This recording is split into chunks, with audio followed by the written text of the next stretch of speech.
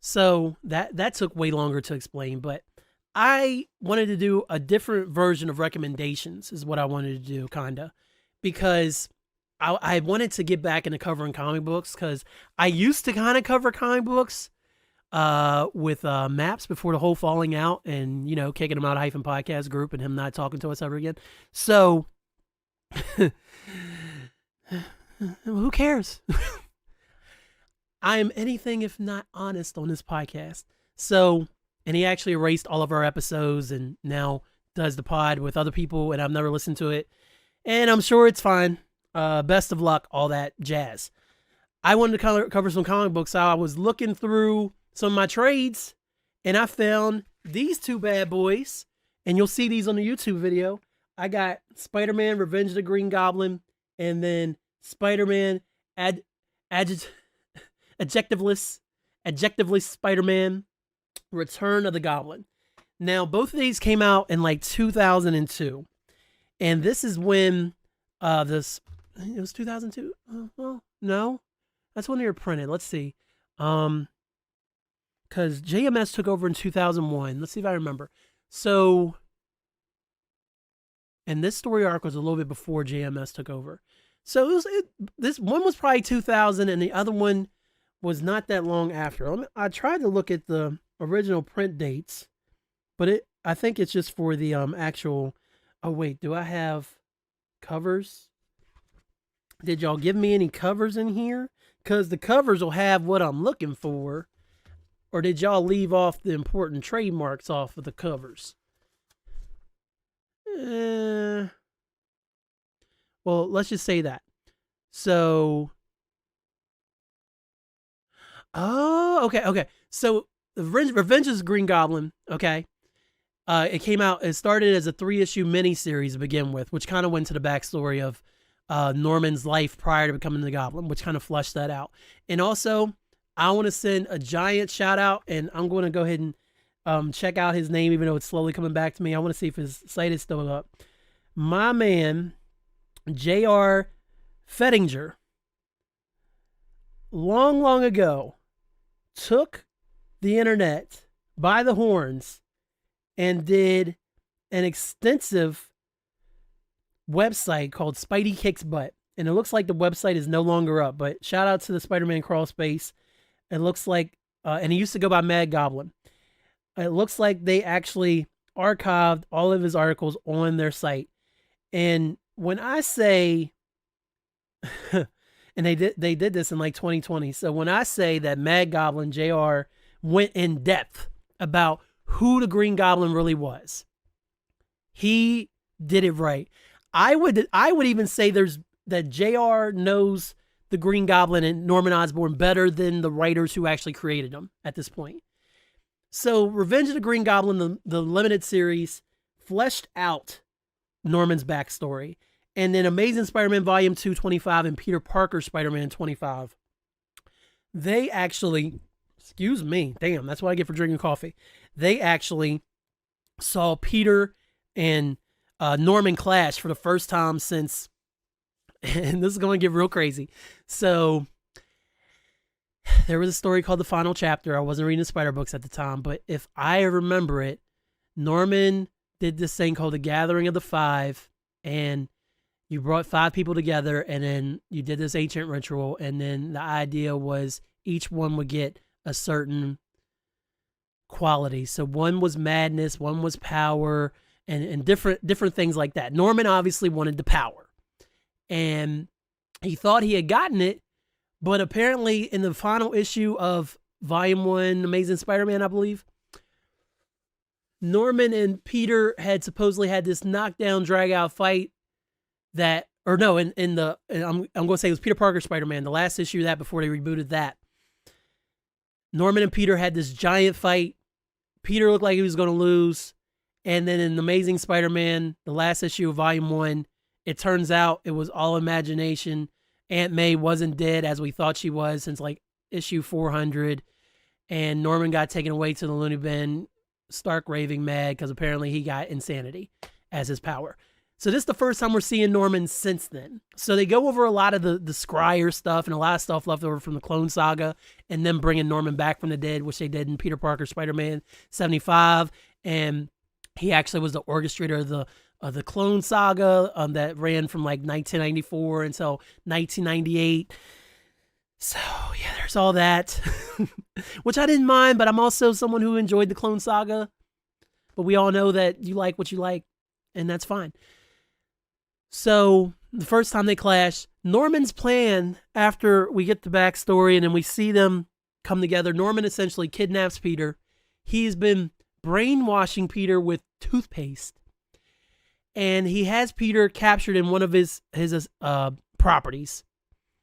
No mask on, and this is for a few weeks because Peter's like, his hair's all grown, he's got a full beard, and Norman just proceeds to shock the shit out of him, and oh, there's my second one. Shock the crap out of him, and just torture him, generally, because he's trying to get him to turn to the dark side. He wants him to become a Green Goblin, is the idea.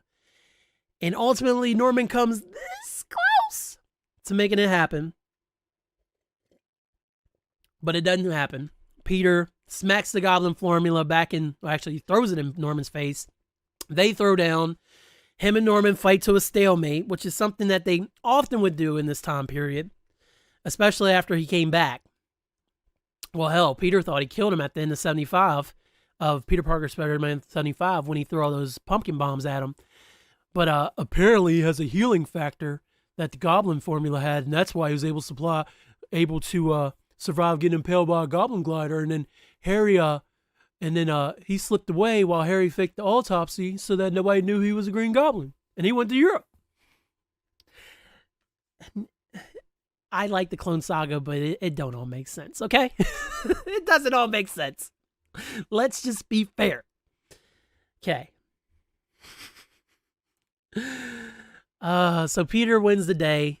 On a technicality, they essentially beat each other to death, and then Norman's like, all right, well, I'll get you next time. One day you're going to see it my way. Then he leaves. Norman then returns in Peter Parker Spider-Man Volume 2, and these issues were 44 through 47. And just shout out the creators here. Reprinting Spider-Man Revenge of the Green Goblin 1 through 3, Amazing Spider-Man Volume 2, 25, and Peter Parker Spider-Man Volume 2, 25, by Roger Stern, Paul Jenkins, Howard Mackey, Ron Friends, Mark Buckingham, John Romita Jr., and more. So there's people who didn't even get credit in here. I think I saw some Pat O'Leaf art pencils in here too, who used to do Untold Tales of Spider-Man with Tom DeFalco. And then Peter Parker Spider-Man was Volume 2, 44 through 47, written by Paul Jenkins and illustrated by Humberto Ramos, who went on to, of course, have that lengthy run with Dan Slott writing or drawing Spider-Man for years before he left the book. And eventually Slott would leave too. It just took him a long time. What do you do, write it for 10 years or something like that? I personally, as much as I liked Revenge of the Green Goblin, I liked Return of the Goblin more, because the Goblin just shows up and he's just like, you know what? I'm stronger than you. I've always been stronger than you. And I'm literally going to make your life hell. My man kidnaps Flash Thompson, gets him drunk, puts him behind the wheel of a truck. I think he was driving trucks then. I think that's how he got behind there. He crashes. Flash is in a coma. And if I'm not incorrect, I want to say this is how Flash lost use of his legs was from the Goblin. So again, the Goblin ruining Peter's life. Threatens Aunt May on multiple occasions throughout the book. Beats Peter's ass. That's 3. And no, ass doesn't count. So that's technically 1 maybe. Beats Peter's ass in a cemetery. Leaves Peter there, and he's pretty like, I'm going to go kill you whenever I want to. And there's nothing you can do about it. Then Peter, of course, is like, I'm not going to sit here and let you torture me, Goblin, for X amount of time. So Peter proceeds to try to ruin his personal life as much as possible. And these two decide, after several issues and after the Flash thing, that they're going to throw down a warehouse in Norman's. And throw down they do. And just as he's known to do, Peter Parker, a.k.a. Spider-Man, comes out on top. And he continues to pummel Norman. And let me look this up.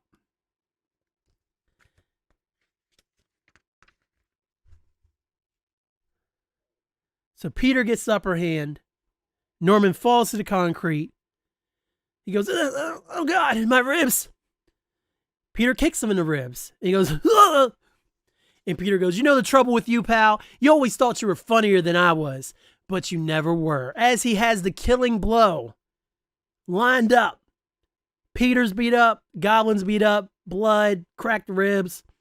They've put each other through hell. And Norman says, with tears in his eyes, go ahead, son. Do it. You know you want to. And from there, they have this killing joke moment, which is kind of weird. And then Peter lets him live because Peter doesn't ever cross that line.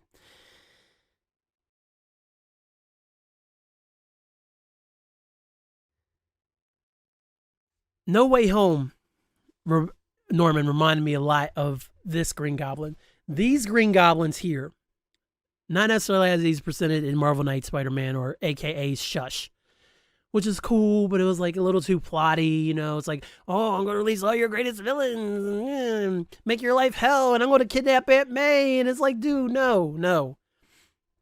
Norman has one goal in life at this point. He's already rich. He wants to be a villain. And this is, of course, before any of the stuff that happened after Civil War, where he was Iron Patriot, is that right? And he was like the head of sword and all this stuff, and head of shield, when he was like in charge of like the whole world, essentially. This is just Norman Osborn, aka Green Goblin, Spider-Man's foe. And when Goblin shows up with the intent of only making Peter's life complete hell and hurting his loved ones, as much as you hate to see it, and trying to utterly break the man or make him into a goblin, the thing he hates the most, that's the Norman I love. And that's the Norman that gave me in No Way Home.